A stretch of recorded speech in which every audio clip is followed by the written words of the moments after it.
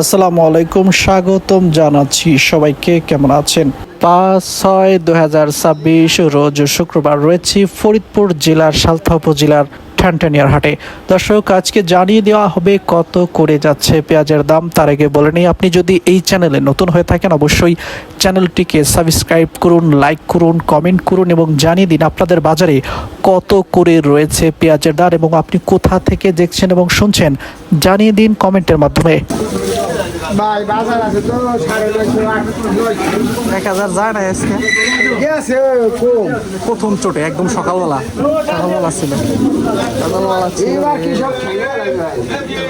দর্শক, বরাবরের মতোই আজকেও 950 টাকা করে আসলে পেঁয়াজের দাম ছিল।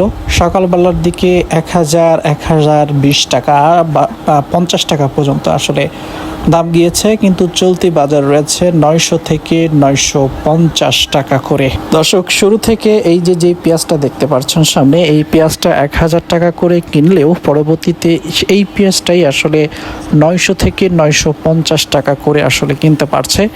তো আগের থেকে পেঁয়াজের দাম আসলে একটু কমে গেছে।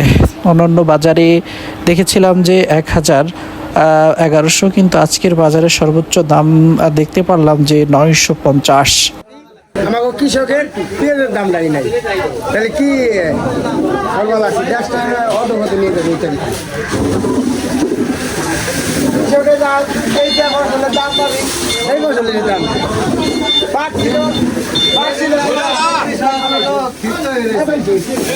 দর্শক, এইভাবে দাম থাকলে আগামী বছর আর কৃষক ঘুরে দাঁড়াতে পারবে না, এটা 100%। অর্থাৎ এই মুহূর্তে যদি আগামী বছর কৃষক এই পেঁয়াজের আবাদ করতে চায় তাহলে এই মুহূর্তেই পেঁয়াজের একটা উচ্চ দাম আসলে দরকার। তাছাড়া পরবর্তীতে পেঁয়াজের ফলনের দিক থেকে আসলে সরকারকে অবশ্যই চিন্তা ভাবনা করতে হবে। পেঁয়াজের দাম আবার কবে হবে কি জানেন? 1200-1300, আবার এই দামটা আবার কবে পাবে কৃষক? আপনারা তো গোয়েন্দা কাজ করেন, আমরা কত জরিপ দেশের মাল কত আপনার কাছ থেকে জরিপ নিয়েই আমরা মানুষকে জানাই যে আগামীতে আমরা হলো কিনি, ধারণা নাই যে এই দামটা আবার কবে আসবে। আমাকে তো বিশেষজ্ঞ আপনারা কম্পিউটার, আমরা ধারণাটা আমাকে দেন, ওই হিসেবে আমরা চেষ্টা করি। আসলে এইভাবে তো আসলে কেউ বলতে পারতেছে না, তাহলে হঠাৎ করে প্রশ্ন করে কোনো লাভ নাই। কাঁচামালের যারা দীর্ঘ টাইম বাইরে গেলে সরকারের ঘুষ খানা পাবলিকে একটু 100 বাড়লে মোবাইলের হাতে বন্ধ হয় না, কোন মিডিয়া কোন চ্যানেল বাদ নাই। এখন তো আমরা কম, এখন কোথায় ঘুমাইছে কে লেপুরাতে ঘুমাইছে।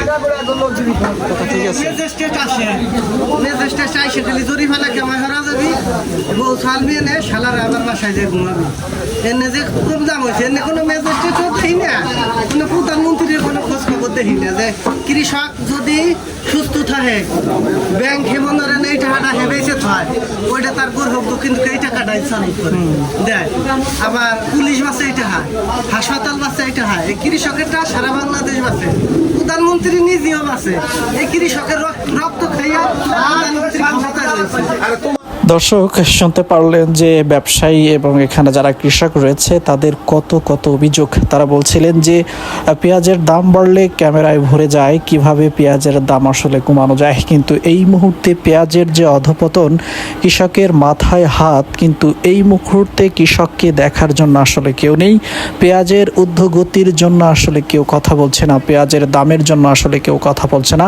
আর যখন পেঁয়াজের আসলে একটু দাম হয়ে ওঠে তখন দেখবেন যে বাজারে বিভিন্ন ক্যামেরা, বিভিন্ন গণমাধ্যম আসলে ভরে যায়, কিভাবে আসলে পেঁয়াজের লাগাম টেনে ধরা যায় সেই উদ্যোগে তিনারা কিন্তু এই কথাই আসলে বারবার আসলে বলছিলেন। সত্যি বলতে গেলে বাজার পরিস্থিতি ঘুরে আসলে যতটুকু দেখছিলাম যে মানুষের মনে আসলে কি হাহাকার রয়েছে, কৃষক থেকে শুরু করে যারা ব্যবসায়ী, কেউই আসলে স্বস্তিতে নেই। কারণ হচ্ছে বাজার পরিস্থিতি আসলেই নাজুক।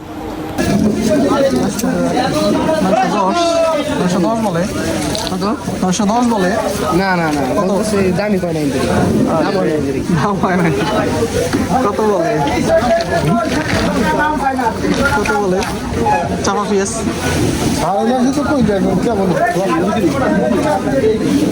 বলে না আপনার কথা বলেন হ্যাঁ বলেন